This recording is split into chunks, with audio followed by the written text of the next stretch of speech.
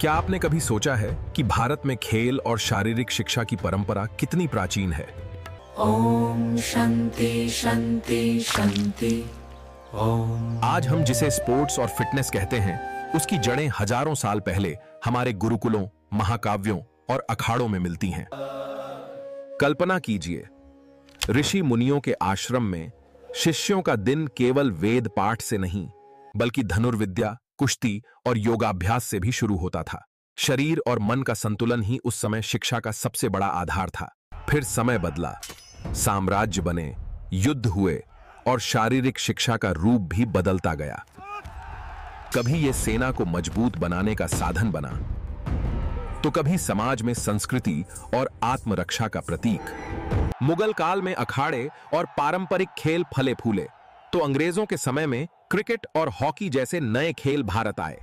और आज वही परंपरा खेलो इंडिया जैसे अभियानों और अंतर्राष्ट्रीय योग दिवस तक पहुंच चुकी है।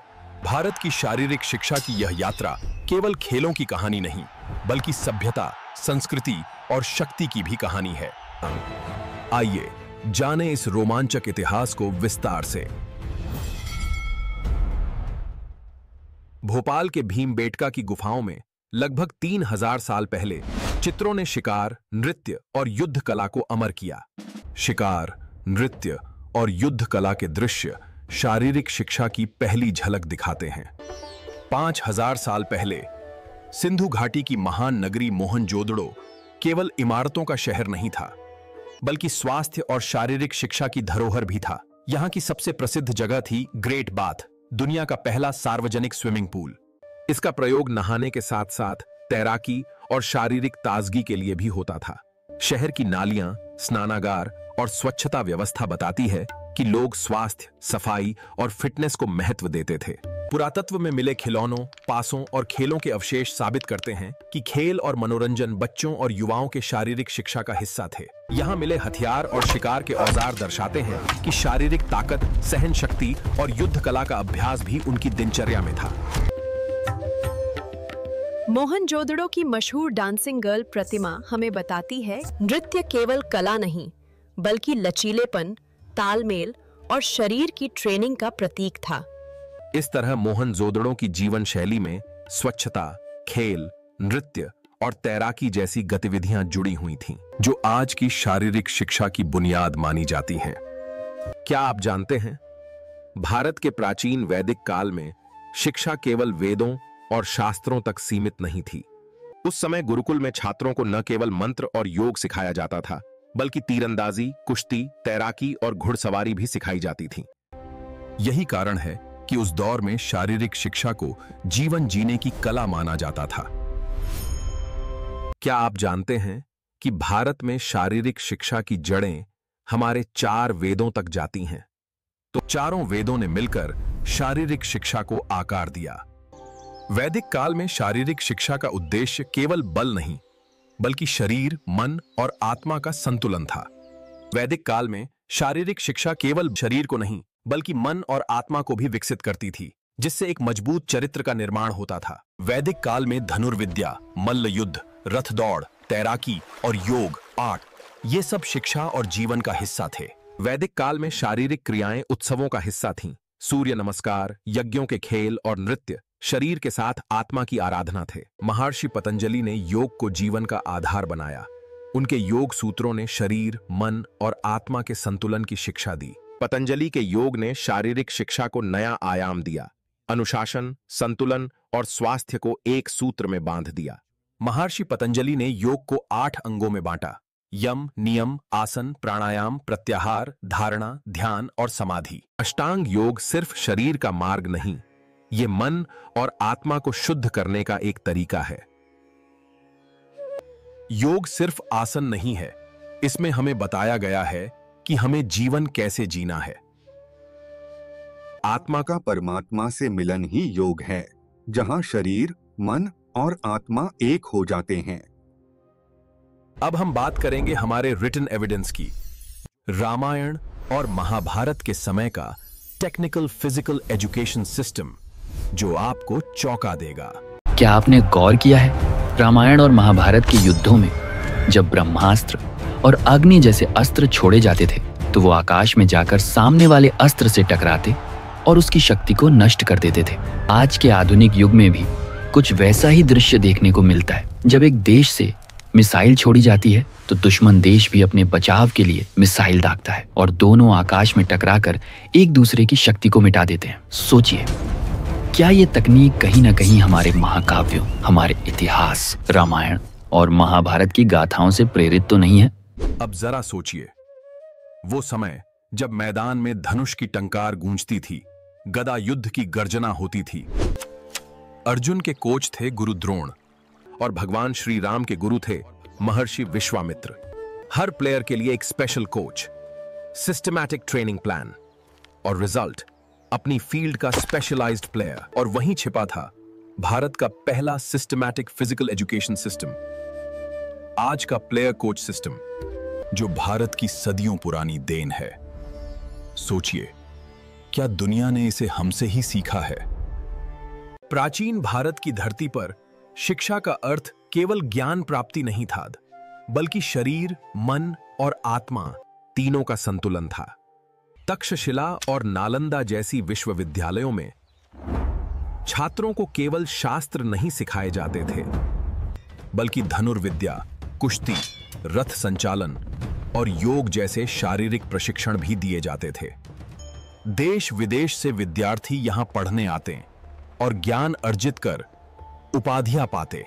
यहां शिक्षा का उद्देश्य था संपूर्ण व्यक्तित्व का विकास, जहां शारीरिक शिक्षा को आध्यात्मिक यात्रा का हिस्सा माना गया।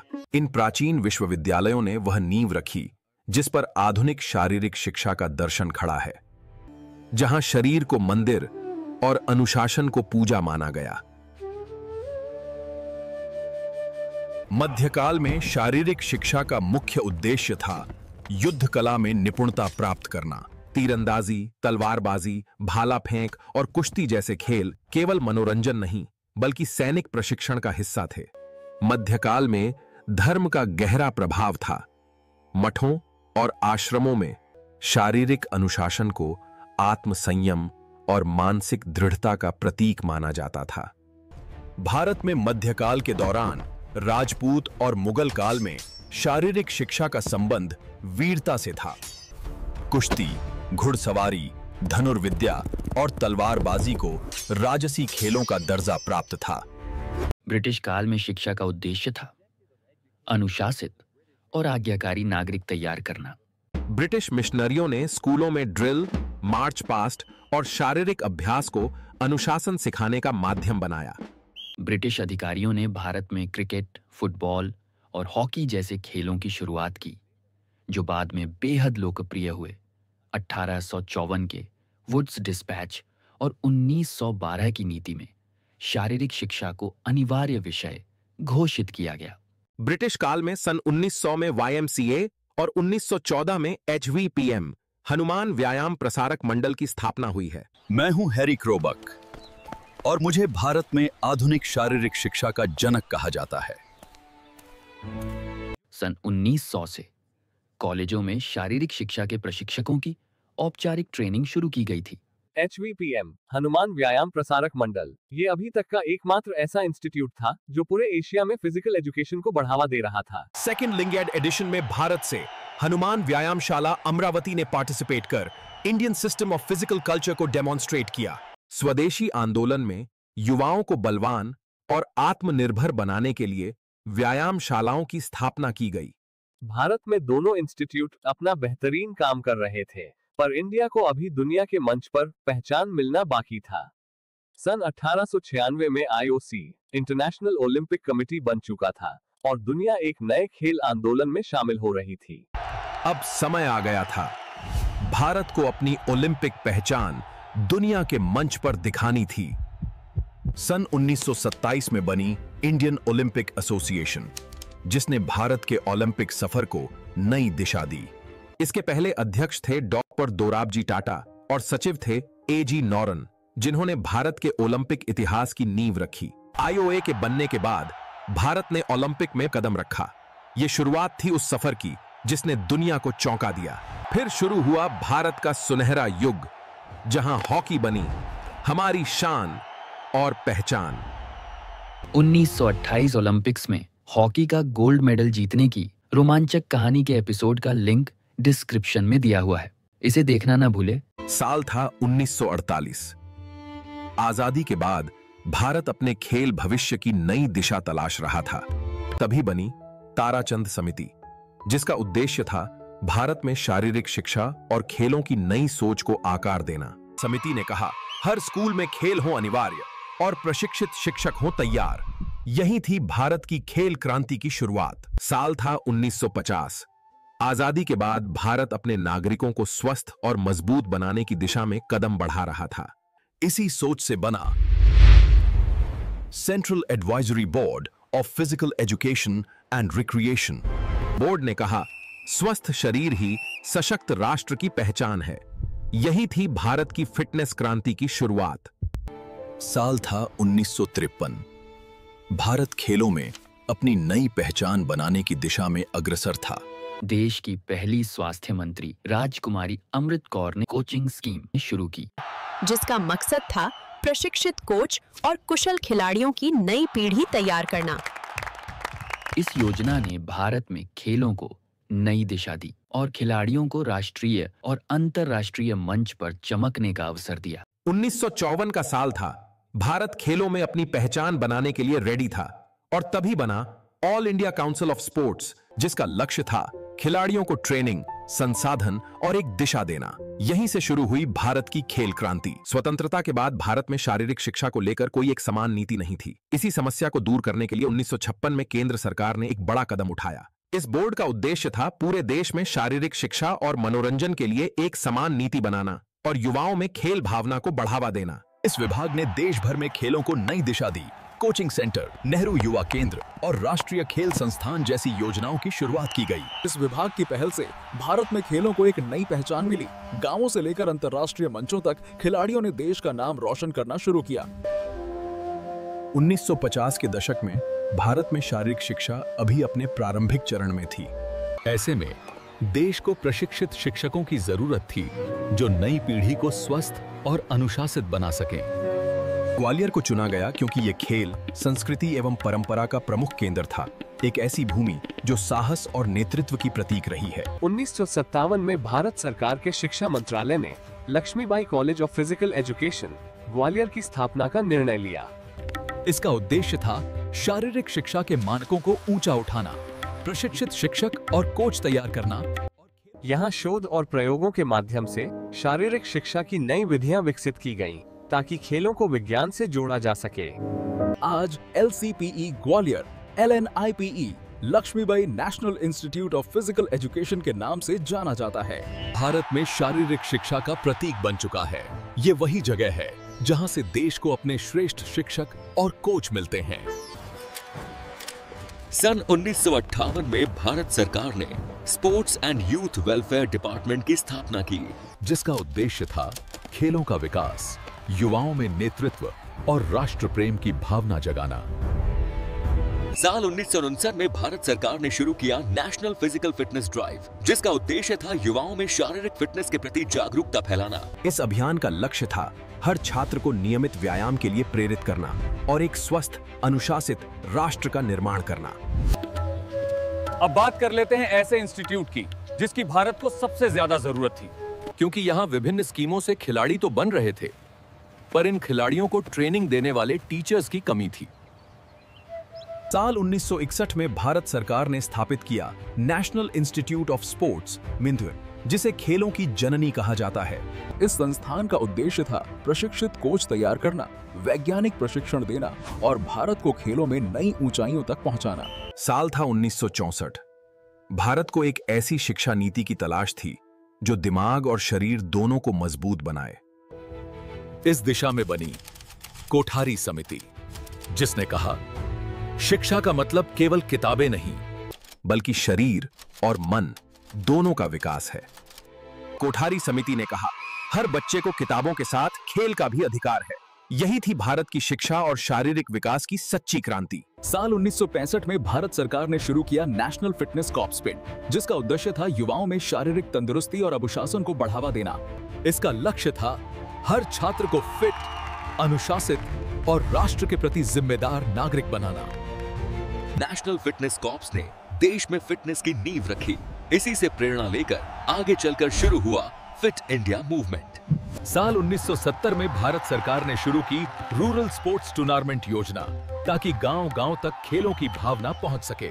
इस योजना का उद्देश्य था ग्रामीण युवाओं में प्रतिभा को पहचानना और उन्हें राष्ट्रीय स्तर तक पहुंचाना। इन्हीं ग्रामीण खेलों की नींव पर आज खड़ा है खेलो इंडिया और फिट इंडिया मूवमेंट, जिसने पूरे देश में खेलों की नई लहर जगा दी। साल 1970 में शुरू हुई स्पोर्ट्स टैलेंट सर्च स्कॉलरशिप योजना, ताकि देश के हर कोने से उभरती खेल प्रतिभाओं को पहचाना जा सके। इस योजना का उद्देश्य था प्रतिभाशाली खिलाड़ियों को छात्रवृत्ति और प्रशिक्षण देकर उन्हें राष्ट्रीय स्तर पर पहुंचाना।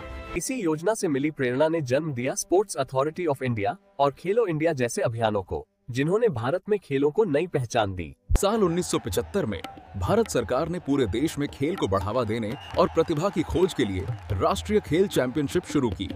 इस योजना का उद्देश्य था युवाओं को प्रतिस्पर्धा में भाग लेने के लिए प्रोत्साहित करना और उन्हें राष्ट्रीय स्तर तक पहुंचाना।